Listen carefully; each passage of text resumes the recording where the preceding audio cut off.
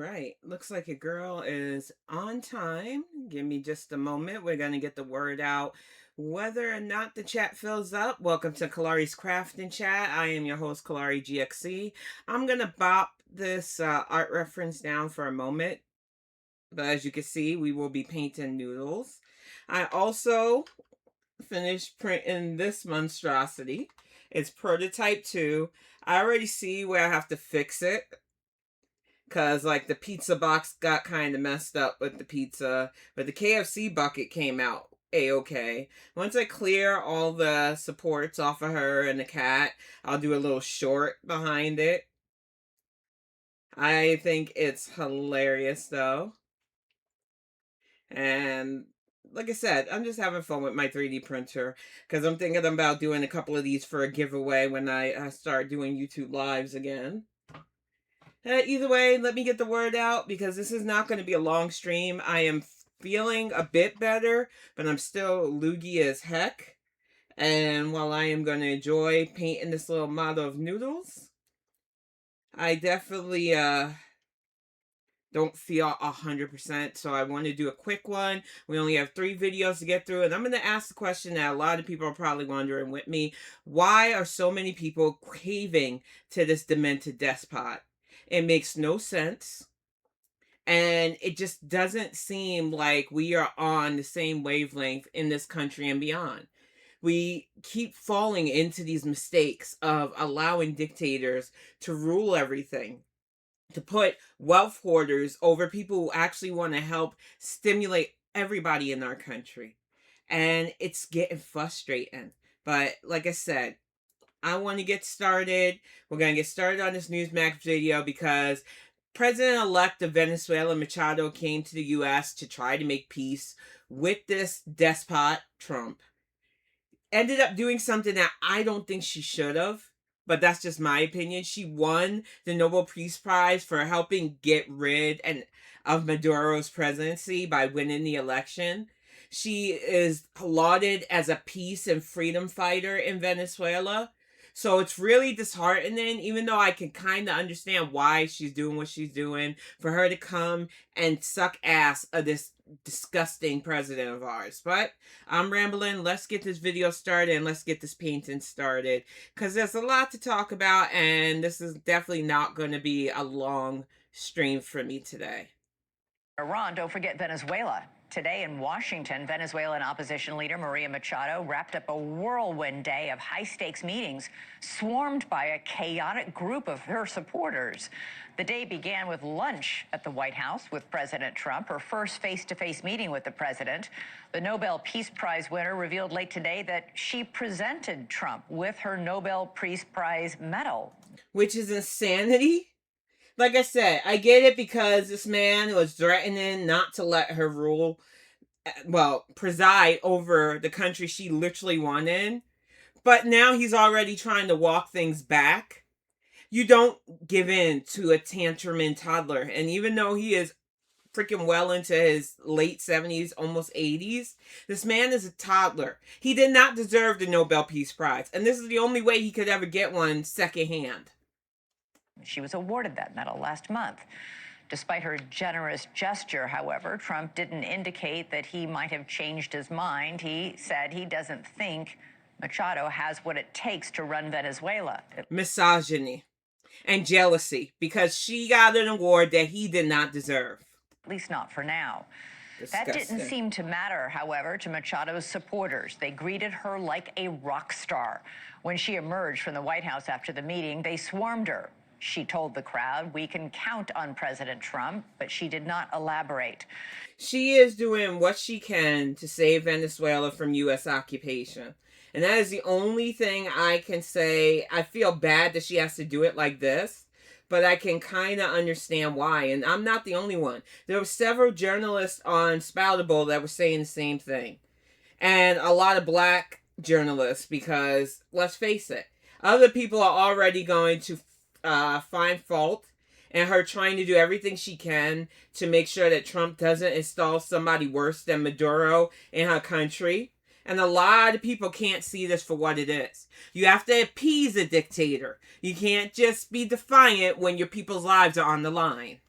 And then it was off to Capitol Hill, where Machado met with a group of senators in a closed-door meeting. Her visit bringing together a rare group of bipartisan lawmakers for the session. Oh, she knows what she's Afterward, doing. the swarm of reporters and supporters surrounding Machado was so intense that she had to cut short her comments to the media, the crowd yelling, "Maria Presidente," as she headed to her car. Maria Presidente! Maria Presidente! This is what actual support looks like. Not committing treason by storming our capital, not hanging effigies of people. They want their president in Venezuela. And these people who are here from Venezuela knows that President Machado will be better for Venezuela than us. Point blank. Machado's celebrity status notwithstanding, President Trump is more focused on getting what he wants from Venezuela's government than on who runs Venezuela's government. Exactly. And he doesn't want the country descending into chaos. Trump supports interim. It'll only descend into chaos if he's running or puts somebody who doesn't belong there in it. Point blank. President Delcy Rodriguez, a key power player from the Maduro regime. And exactly. You can't say that you took Maduro in because he's a war criminal and then put somebody who was loyal to him in. You see these kind of stupid games Trump is playing? It's ridiculous. Rodriguez delivered her very first State of the Union address today in Caracas. At today's White House briefing, Caroline Leavitt said the Rodriguez administration has been extremely cooperative and is thus far... Of course, you just tried to trade one despot for another. I hate this. ...met all of the president's demands. Yuck. Venezuela and Ms. Rodriguez have also confirmed that they will be releasing political prisoners from Venezuela. There were 5 Americans. Bullshit. Why didn't we hear anything about this before? Now all of a sudden there was American hostages? They just can't help themselves with the lies. Who were recently released this week as well. So the president likes what he's seeing and will expect that cooperation to continue. Fuck yous. All right, for more on all this, let's go to our panel. Rick De La Torre is the former CIA chief of station in Caracas, and Daniel DiMartino grew up in Venezuela but fled. All right, I don't want to deal with the interviews. I've heard enough. Point blank, my feelings on this is they don't want somebody that will actually bring peace and stability to Venezuela. They want to elect another despot that let Trump get away with whatever he wants to get away with. And it's blatantly obvious at this point. It's just sad that once again this country is going to have to go through tyranny because the U.S. can't keep its hands off of other people's resources. He honestly is no better than Vladimir Putin. He might as well flee to Russia because he acts like a fucking Russian plant as it is. This man is going to destroy both North and South America if we don't stop him in some way, shape, or form. And as I get to the video by Anonymous, after this first one, they're already plotting to make it where we can't vote properly. So let's bop this down. Because I'm already getting fired up and I'm starting to sound congested again and I hate it. But we're going to bop that down. We're going to get this video by Anonymous up because, like I said, Trump and his ilk just don't seem to care. And their domestic terrorism campaign with their ICE soldiers is really starting to get on everybody's nerves. This is no flags, no permission slips. We exist where power assumes silence will last forever. We speak when intimidation is mistaken for authority, when cruelty is sold as law and order, and when a political movement built on fear finally drops the mask and shows what it was always willing to become. Yep. What you are about to hear is not rumor, not exaggeration, not partisan theater. It is a documented account of what is unfolding right now in the United States.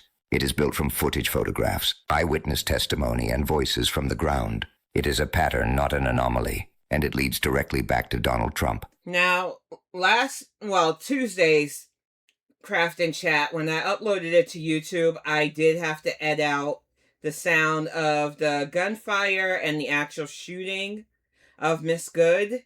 Because not only out of respect for Miss Good, but because YouTube is very sensitive about certain topics. So if we have anything like that go down on here again, because Twitch isn't as sensitive as YouTube is about that. There will be another edit before it's uploaded live. Well, not technically live. Uploaded to YouTube simply because, it's hard to listen to. Hearing it on Tuesday was rough. And I don't know anybody who could sit through something like that and not feel enraged that we are literally turning these ICE Goons on American citizens. She complied to what they asked her to do, and as she drove away, this asshole shot her and took her life. And there's no other way to put it. This was not an act of domestic terrorism. This was at worst a parking issue, a parking dispute that ICE turned deadly. All hell has broken loose in Minnesota, but Minnesota is not an exception. Minnesota is a warning. Under the ideology and legacy of Donald Trump, ICE and Border Patrol have ceased to function as civilian immigration agencies and have instead morphed into roaming paramilitary forces. Yep. What once operated behind desks and detention paperwork is now operating in the streets with weapons, armored vehicles, flashbang grenades, chemical munitions, and a sense of total impunity. This is no longer enforcement. This is domination. In North Minneapolis, 2 more Minnesotans were shot by forces operating under the banner of immigration control. Ridiculous. Shot in residential neighborhoods, shot where families live, where children walk home, where people gather on sidewalks and porches. And when the gunfire ended, the violence escalated rather than subsided. Flashbang grenades detonated without warning. Chemical agents were fired indiscriminately into crowds of In the United States of America, the literal sitting president has waged war against American citizens. And some of these weirdos who will like to consider themselves flag-waving patriots are A-okay with him doing this to American citizens. Because you think that this is somehow going to hurt immigrants.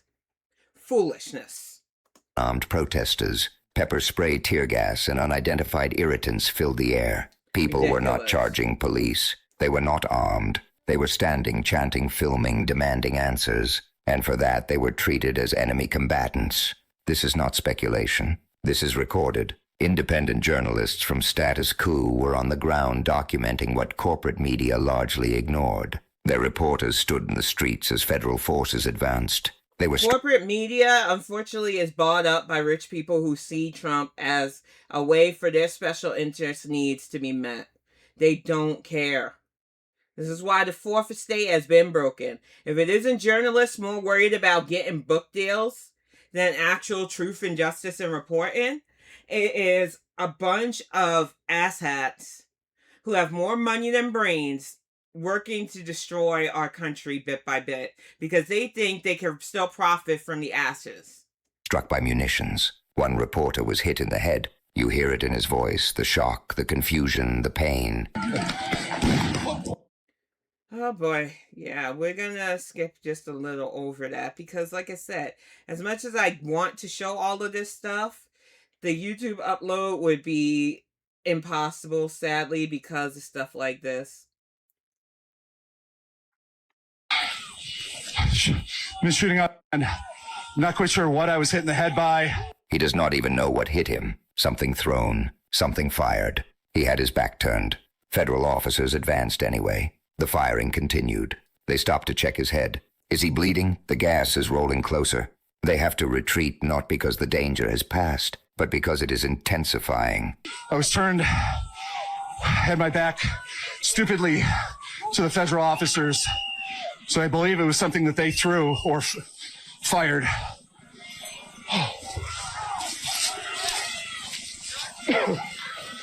All right, stay here. Let me see your head. Where's your right here.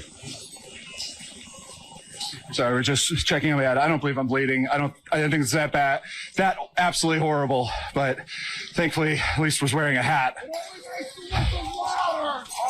Let's back up the way a little bit. The gas is coming our way. Crazy. And they're continually firing off things.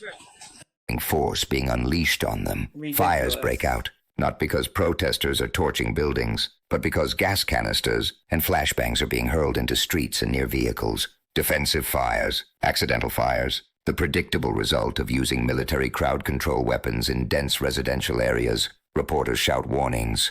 Pepper pellets moving this way. Watch the car. Get over here. Tear gas is deployed again. Another canister ignites something behind them. Fire defensive shots to defend his life. Whoa, we got pepper pellets moving. This way. All This is Later footage crazy. shows ICE launching yet another barrage. okay, we got some whoa. Okay, we're running. Yep. Okay.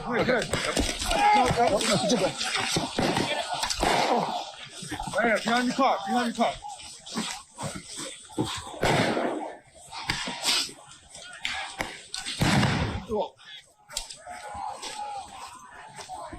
Watch out, really ice. Munitions were, sorry.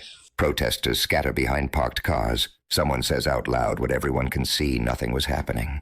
A handful of people were standing around, talking, shouting. No weapons, no threat. And then, without warning, munitions rain down again. This is not reaction. This is provocation. This is escalation by design. Then come the arrests. 2 teenagers, 14 and 15 years old, zip-tied, handcuffed. 2 teenagers. Yeah, big bad criminals. They're going to try to label those kids domestic terrorists because this is the new fascist America. Treated like violent criminals. Their names are James and James. Children. There is confusion. Young Hispanic man, zip-tied or handcuffed. Ridiculous.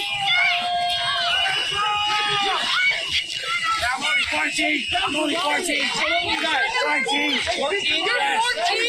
14 and 15. 15? 14, 15. What are your guys' names? Sean James and Trayshawn James. What were they? Trayshawn James of 14 and 15-year-old kids. No clear accusation. No evidence presented. Eventually they are released because there is nothing to hold them on, which raises a question that should haunt every parent in this country. Why are federal agents handcuffing children in American... Stares in a black parent. It is so ridiculous.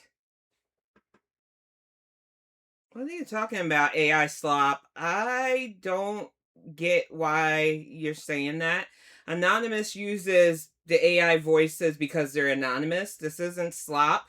Welcome to the chat if you want to sit in, but let's not throw dirty water on the only people that are reporting this stuff clearly.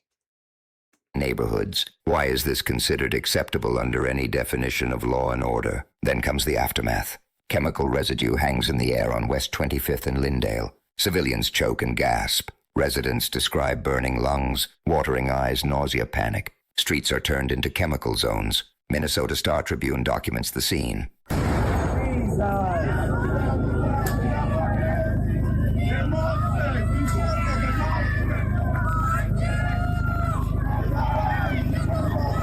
And this is what they needed a whole mobilization against. A handful of protesters in a residential area who are just trying to protect their homes. I have seen plenty of the big networks shuffle this under the ground. They're talking about President Elect Machado. They're talking about everything else. So no, I don't think Anonymous uses AI slop. You have a problem with Anonymous, that is your beef, that is your right. But I do feel like they are the only ones that truly cover this the way it needs to be covered. I don't know if it's different in your state, but in my state, the news does not handle this stuff the way they should. That's why I utilize Anonymous News to get the truth out. Like I said, this is allegedly a free country right now. And we're all supposed to be allowed our opinions and stuff. But I feel like a lot of people still give in to the major networks that are owned by Sinclair Group and other for-profit businesses, ignoring the fact that stuff like this is going on even as we speak. And it's not round the clock. We used to have round-the-clock stuff on CNN when a kid fell in the well. But now that our country is literally under attack by ICE Goons, it's crickets from most of the major stations. You don't have to believe me, but I know what I've seen with my own eyes.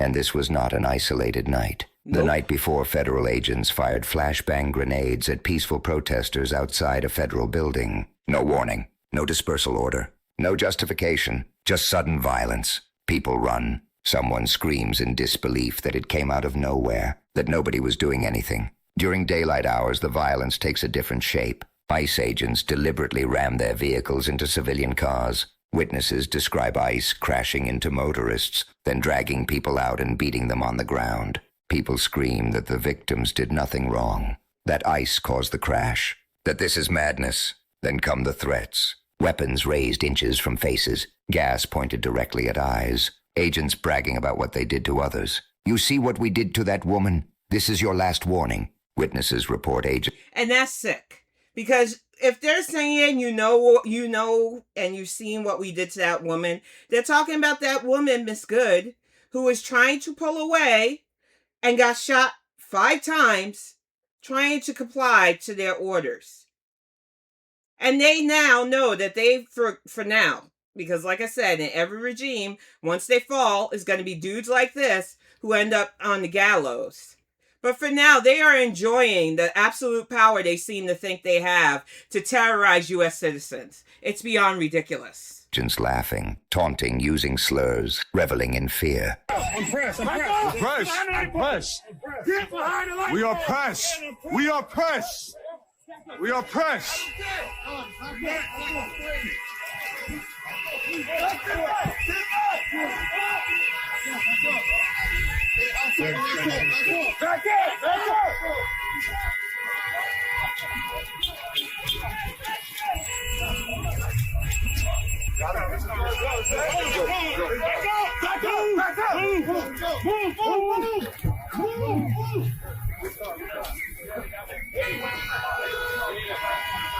This is not enforcement. This is terror as policy. Residents tell reporters that ICE shot a kid trying to run away, shot from behind. Not quite sure what the situation is there. They were there when we arrived. They seem to be cuffed. So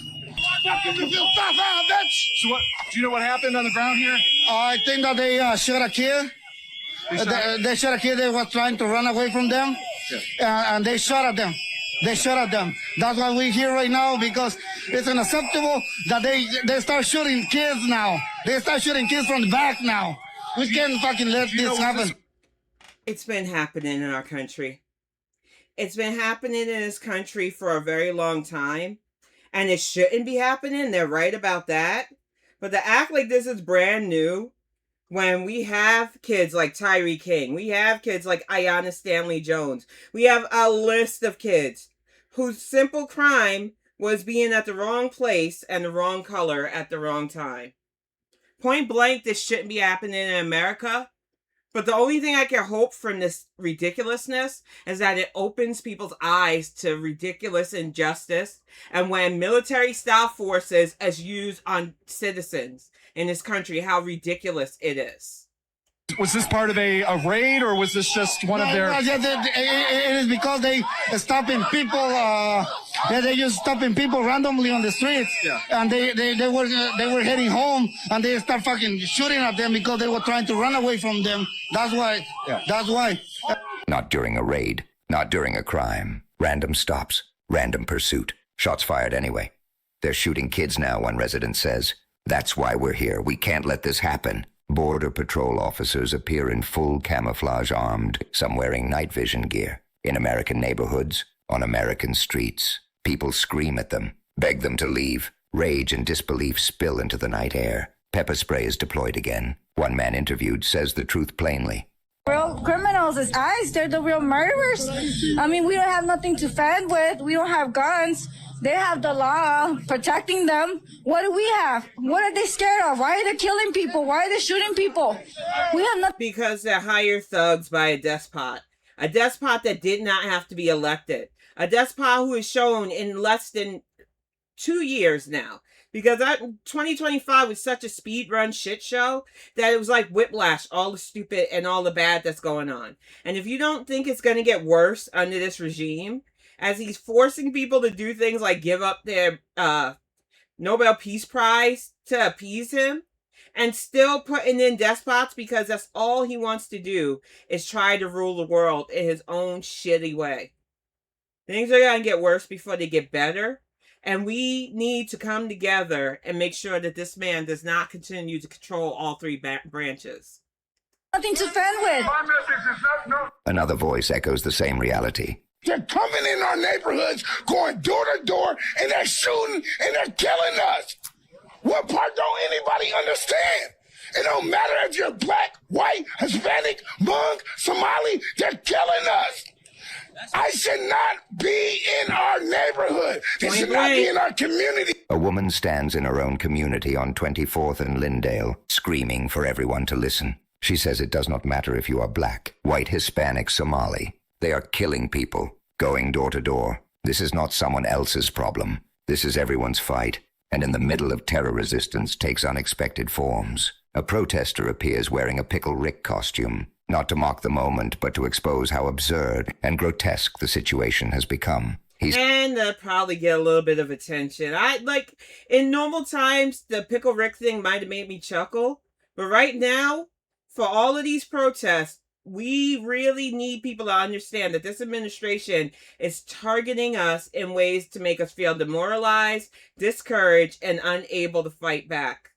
And we have got to do more than just protest. They are trying to take the one tool we still technically have. And I think a lot of people are still not taking that seriously enough. He says, yes, they have guns and pepper spray, but there are more of us. He admits fear. And then he says the most important thing. They are not backing down. He says this is what Minnesota looks like. Geeky, proud, and furious at ICE. Protesters march to the hotel where ICE agents are staying. They chant for them to leave. Signs appear on the doors restricting access. Printed in advance. Prepared. As if someone knew this confrontation was inevitable. And this is not just Minnesota. In Mississippi, ICE handcuffed a minor child, a U.S. citizen. Her alleged offense was speaking Spanish. An undercover vehicle stopped them. An agent opened the door and forcibly removed a young girl. When she tried to present identification, it was snatched from her hand. Ridiculous. A child treated like a threat. Across the country, similar stories emerge. Traffic stops that turn into detentions. Neighborhoods flooded with armed agents. People taken without explanation. Families separated. It's legit out of a dystopian story. And the fact that there are people who will try to fix their face to defend any of this, I'm not even going to say shame on you. I just hope that you don't end up round up like all the rest of these people, because that inevitably happens in every regime. Children traumatized, communities terrorized, all under the justification of enforcement, all under the political umbrella Donald Trump built and normalized. This is the logical conclusion of Trumpism. For years, Donald Trump demonized immigrants, journalists, protesters, and dissenters. He praised brutality. He mocked victims. He rewarded loyalty over legality. He blurred the line between law enforcement and political violence. He taught institutions that cruelty was strength and that accountability was optional. Ridiculous. Now the consequences are no longer theoretical. This is what happens when federal power is weaponized against the public. This is what happens when authoritarian instincts are given badges and guns. Yep. This is what happens when silence is mistaken for consent. Do not believe this will stop on its own. Authoritarian movements do not de-escalate voluntarily. They test limits. They push boundaries. They measure how much the public will tolerate. Every time there is no consequence, the next step is worse. History does not ask whether we were comfortable. It asks whether we were honest. Independent journalists are risking their lives to document this. They are being targeted, injured, threatened, and still they keep filming. Still they keep asking questions. Still they keep telling the truth. Support them. Share their work. Make it impossible to erase. Donald Trump wants this normalized. He wants it framed as necessary. He wants exhaustion to replace outrage, because exhausted people stop resisting. But communities are resisting. People are standing together. They are documenting. They are speaking. They are refusing to accept a future where armed federal agents patrol neighborhoods like occupying forces. This is not about borders. It is not about safety. It is about power and control. Yep. And power only holds when people stop looking. We are anonymous. We will keep watching. We will keep recording. We will keep speaking. And that was the second video that I wanted to show. And what Anonymous has said is true. The moment we let terror turn us numb, the moment we give in to that nagging voice of apathy, that's it. Game over. He has already surrendered so many of America's norms and policies and guidelines. And it's only going to get worse if we don't plot and plan. But they are already prepping to attack us on that front too. So we're going to wrap things up and get this second video by Anonymous review, because he is already using our SCOTUS, which has a 5-2 majority, I believe, of Republicans versus Democratic justices. And they are already trying to fuck with our midterms. And it is not shocking or surprising anymore. Trump will do anything he can to hold power.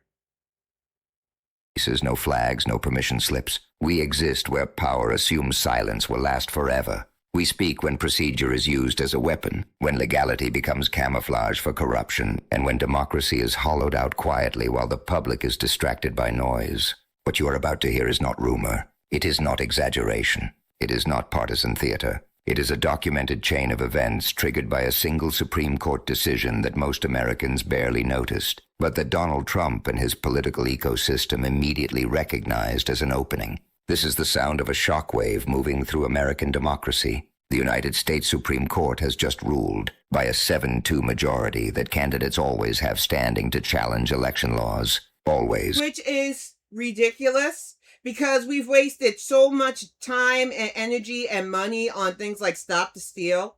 On any Republican that loses and does a tantrum, they can't even lose gracefully. And now the Supreme Court has opened up the door to waste taxpayer money and people's time with these frivolous accounts of, oh, the election might have been stolen because their big-ass man baby did this shit. And now he's going to give all his other Republican minions the ability to tie up our courts with this nonsense again.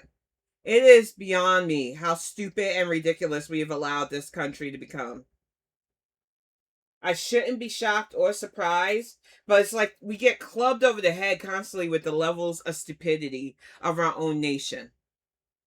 No requirement to show concrete injury. No obligation to demonstrate real harm. No need to prove that a voting rule actually changed an outcome or even plausibly could. Before this ruling, the law followed a basic principle that most people intuitively understand. If you wanted to sue, you had to show you were actually hurt. If you were a candidate who won your district by massive margins every election and complained about a voting rule that might affect a small number of voters, court said no. You were not injured. You did not have standing. The legal system did not exist to indulge political paranoia or ambition. That safeguard is now gone, and that change is not technical. It is structural. Standing is the gatekeeper of the courts. It is what prevents the judiciary from being weaponized by people who are not seeking justice, but leverage. It is what separates legitimate disputes from bad faith lawsuits designed to create chaos, delay outcomes, or undermine public trust. The Supreme Court just removed that gate. Now any candidate, no matter how extreme, no matter how unserious,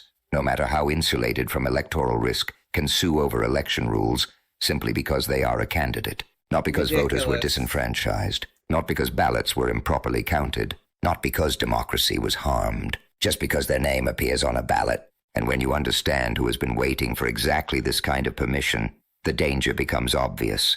Donald Trump did not invent election denial, but he perfected it. He turned losing into a grievance economy. He trained an entire political movement to treat defeat as fraud and facts as optional. He taught Republican politicians that relevance no longer comes from governing, but from questioning the legitimacy of elections themselves. For Trump, litigation has never been about winning. It is about narrative control. Every lawsuit is a press release. Every filing is a fundraising email. Every court loss becomes proof of conspiracy. The point is not the outcome. The point is the spectacle, the delay.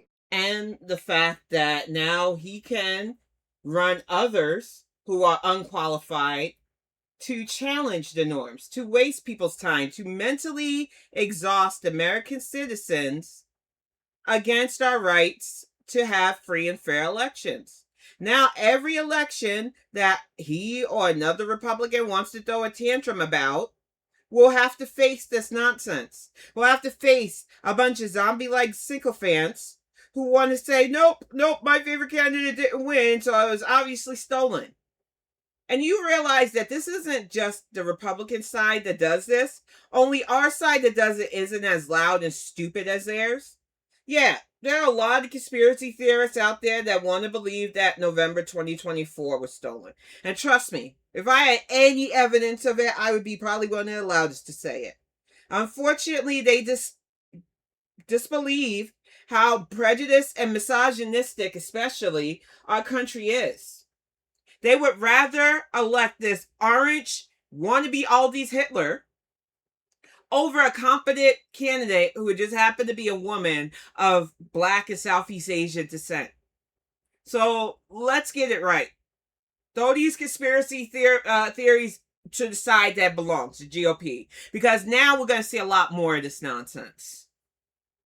The doubt. This ruling feeds that machine, because now the question courts must answer is, no longer were you harmed. It is simply, are you a candidate? And if the answer is yes, the courthouse doors are open. Defenders of the decision will tell you this encourages clarity before elections. They will say it is better to resolve disputes early than to litigate results after the fact. They will talk about efficiency, order, and stability. They will claim this protects democracy. That argument depends on one assumption: good faith. It assumes candidates bring lawsuits to clarify rules, then accept the outcome if they lose. It assumes respect for democratic results. It assumes litigation is used to strengthen elections, not sabotage them. Donald Trump obliterated that assumption years ago. He attacked the legitimacy of elections before ballots were cast. He claimed fraud when he won. He claimed fraud when he lost. He pressured state officials to find votes. He encouraged fake electors. He incited a mob when courts rejected his lies. And when prosecutors finally tried to hold him accountable, he screamed persecution. This is not a man interested in legal clarity. This is a man invested in permanent doubt. And the Supreme Court knows this history. They lived through it. They watched dozens of Trump's post-election lawsuits collapse for lack of evidence. Yep. They saw judges Wasted across the time. ideological spectrum reject his claims as fantasy. And that's what I needed people to hear, because it's not just judges with Democratic leans or independent leans. Even Republican justices see how dangerous stuff like this is. And unfortunately, members of the Supreme Court, who already took our rights as women away with the Dobbs repeal, are A-okay with this nonsense, because a lot of them are bought and paid for by this administration. They know exactly who undermined public confidence in elections. Yet, in their majority opinion, the court adopted language that echoes the rhetoric Trump himself normalized. They spoke about the integrity of the electoral process. When none of them have integrity. You've got Handmaiden, who thinks women shouldn't vote, even though it was probably Republican women votes that helped her get where she is. You've got Bear Guy, who was sexually harassed and is accused of credibly being a creeper by Christina Blasey Ford at his confirmation hearing. You have Clarence Thomas, who Anita Baker back in the day, credibly accused of sexual harassment. Creepers, weirdos, and pedophiles. Our court is stacked with a bunch of perverts and protectors of perverts. And now we, the American people, are going to pay the price for this nonsense. And I know there are probably some people that think we deserve to.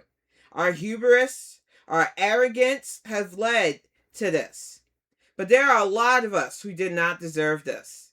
And we have got to do our part to fight this. Because if we don't, America as we know it is done.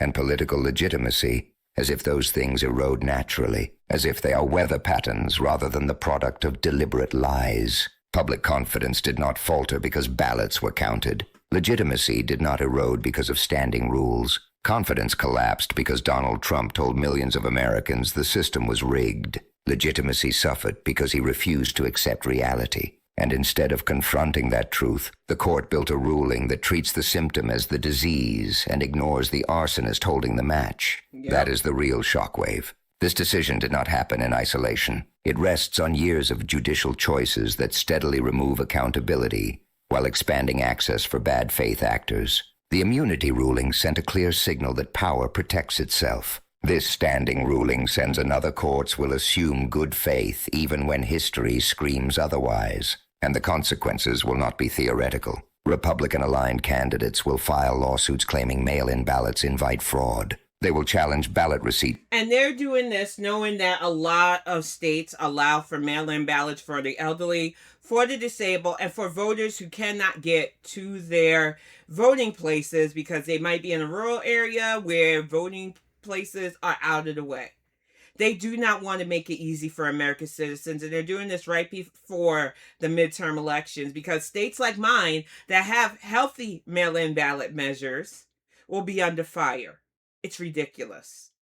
Deadlines. They will attack curing processes. They will target drop boxes. They will question signature verification. They will argue that any rule allowing ballots to be counted after Election Day undermines confidence regardless of evidence. Each lawsuit becomes a headline. Each filing becomes a talking point. Each dismissal becomes proof of bias. The goal is not to win. The goal is to overwhelm, to exhaust election officials, to intimidate voters, to normalize the idea that elections are inherently suspect. This strategy has already been tested. After 2020, Trump allies flooded courts with lawsuits, not because they had evidence, but because delay itself was useful. They sought injunctions not to correct wrongs, but to freeze outcomes. They used the legal system as a megaphone for lies. This ruling amplifies that megaphone. But here is the irony Donald Trump and his loyalists may not fully appreciate. This rule applies to everyone. Progressive candidates, civil rights advocates, and pro-democracy lawyers now have the same expanded access. Only I really, really do not want to see our courts tied up with this. But if they give it to us, we need to give it back, sadly. This is how we're going to have to do things from now on. Eye for an eye. They can challenge voter suppression laws that force campaigns to divert resources. They can sue over restrictive ID requirements. They can attack rules designed to disqualify ballots on technicalities. They can confront systems built to discourage participation. Mark Elias and others have already been fighting these battles under far stricter... And I followed him on all my socials, even though I'm no longer on Twitter. I need to remind people of that because I yeeted that in 2024 after this farce nonsense started. Because I knew how deep shit was going to get, and I didn't want to be on Gronk's site where they're literally investigating him because of that nasty bot of his. But some of you give into it because it's familiar. Standards. They defended voting access during a pandemic. They blocked attempts to overturn elections.